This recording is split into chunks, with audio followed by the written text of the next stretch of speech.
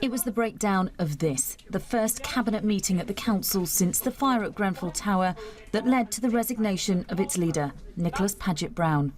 As council leader, I have to accept my share of responsibility for these perceived failings. Pressure had been mounting on the council following intense criticism of the way the disaster had been handled from day one. I completely understand the anger, the frustration of the local community, but of course, we weren't immediately quick off the ground. It was an enormous tragedy. I don't know if everyone realised how complex and how vast this fire was. I challenge any borough in the whole country to have immediately had an action plan they could put into place. The resignation has been welcomed by many, including the Mayor of London, Sadiq Khan, who in a letter to the Prime Minister urged her to get a grip and immediately appoint commissioners to run the borough.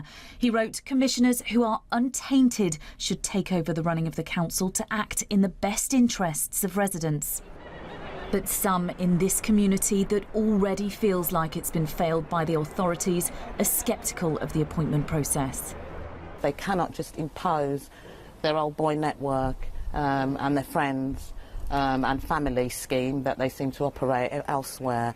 There needs to be a proper process for the selection of those commissioners, and that has to be community-led. They cannot do that on their own. We're not going to be imposed on at state level again. But despite these calls for commissioners to be brought in, it's not yet clear whether this will actually happen. It's understood the council will elect a new leader next week with the hope of rebuilding trust with those who've had their lives shattered by this tragedy. Frankie McCamley, BBC News.